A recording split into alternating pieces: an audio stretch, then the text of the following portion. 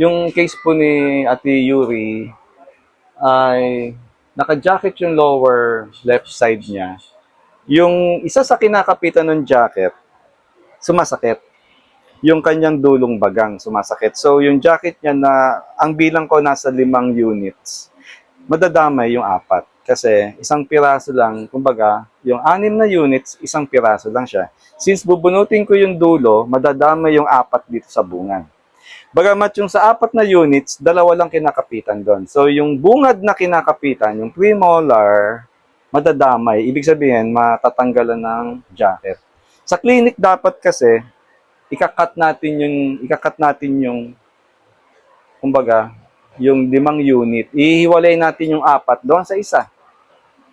Kumbaga, kung bubunutin natin yung dulong bagang, yung bagang na yung kanyang bungad na kinakapitan, kung tawagin namin abutment, hindi na kinakailangan magpagawa ng panibago kung makakat namin yung porcelain jacket niya. Kaya lang, since nasa dental mission tayo, sabi ni Ate Yuri, next time na lang or sa sobrang sakit niya, 1 week nang masakit yung bagang niya sa dulo, gusto niya right now, pabunot na yung kanyang ngipin. O kahit madamay na yung isang abutment doon sa bungad, kahit madamay sa pagkasira, okay lang.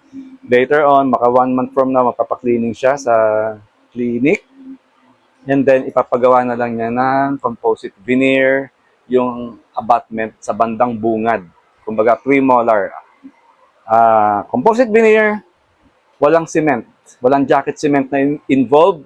So, ang advantage naman ng composite veneer, since wala siyang porcelain jacket, kumbaga, wala siyang porcelain jacket, cement, yung chance na mag-amoy, mukhang hindi kasama, mawawala. Real talk, yung semento ng jacket, nakakaamoy siya sa katagalan. So, ang advantage ng composite veneer, directly nakakontakt yung composite doon sa ngipin niya. Yung pagkaamoy gawa nung nabubulok na semento, wala po yan. So, sa isang banda, may advantage po yung composite veneer and mas mura kumpara sa porcelain jacket. Yun po, bubunutin natin yung dulong bagang, aalisin muna natin yung jacket ni ate. Okay? 151 yung kanyang jacket. Sana wag madamay yung bungad na abutment. Tanggalin natin to. Sana wag madamay sa pagbunot. Yun o, nababasag na siya. Ayan o, nababasag o. Yun o. Ito, yung dulong, yung dalawang ends niya, yun yung abutment. Ayun. Ito yung sinasabi ko na nabubulok yung ano yung jacket cement. Ayan o. Nakakaamoy yan eh. So, between the two, porcelain jacket or composite veneer, doon na ako sa composite veneer. At nare-repair yung composite veneer. Year 2000. Year 2016 na diagnose, 2017 po na amputate. The following year. Yes po, the following year. Ano? Nag-chemo po muna. Nag-chem. Anong kuwan ba? Anong klaseng Stage 3 CA? po, Ewing cancer. Ewing sarcoma. Ewing? Opo, Ewing sarcoma. E-W-I-N-G? po. Rare cancer po siya sa bone. Tapos sarcoma siya eh. So, ibig sabihin ng sarcoma is malignant. Opo. Okay. So, hindi naman kumakate. Ang po. Yung pinutol. Hindi po. Kasi yung iba yung kung May tawagin, nerve pa rin po akong nararamdaman. yun nga eh, yung phantom kung Opo, tawagin, di ba? phantom Pain. Opo. Wala na yung arm, minsan kumakati pa. Opo. Paano mo kakamutin kung wala na? Ano po ang advice ng doc sa ibang part? Sa ibang part. Opo. Parang referred pain, gano'n. Opo. Kaya Paano ginagawa mo? Dito. ano po, kahit sa part Kahit lang. saan. Oo. Effective siya. Effective po. Grabe, ganun. Galing, no? Hirap. Parang, Kahit wala na yung arm, may pakiramdam pa rin as parang kumakati o masakit. Para maibsan yon, kamot ka sa ibang part eh. opo. Ganun talaga, Dok. No? Ano, Dok, magto 2 years na. Oo. Pag kumirot, makirot. Pag Oo. minsan nakatay, hindi na lang. Diyan sa ibang part. Kasi mga part, Naiibsan naman. Galing, no? Mabuti ang Lord, no? Buti merong ganong paraan. kailangan umanap ka na. Kaya ako alam, kasi may tropa ako before sa Las Piñas. Singit, hanggang singit naman. Putol na yung kumakata pa yung talampakan. Opo, meron. Paano makakamutin yun? Putol na. After ng amputation po, sabi ko, But parang may kamay pa din po ako. Oo. Tapos din-explain ko yung phantom pain. Ayun daw po yun.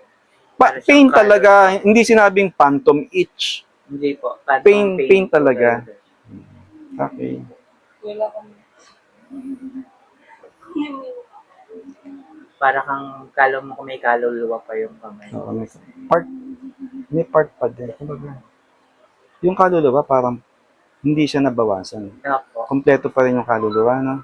So, mas malaking party talaga yung soul na kaysa sa physical lang. Okay, okay. Sige. Ayun, wasak na talaga. So, ano yung talagang nire-reklamo niya, kumbaga, iniinda niya na to, 1 week na. So, hopefully, ngayon, hinto na natin yung dental pain ni Ate Yuri. Wala pa. Napapakadalubhasa sa dental sa Quezon City. Magaling. Siguro, yun yung nagpapapain sa ipin. Mabulok na, nutok no? Oo, kaya masakit eh.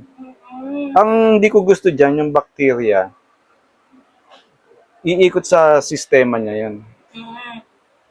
At ang worst, mapunta sa brain. Kasi ang lapit lang eh. Oo, totoo. Isang dangkal lang eh. Or sa heart. Yun. Tsaka, yung cleaning, mahalaga yon ha? Sa case mo, ha? Sige. Yung sugat, ngayon, i-close ko, ha? Huwag ka matakot, at pipisilin ko lang. Yan, okay yan. Very good.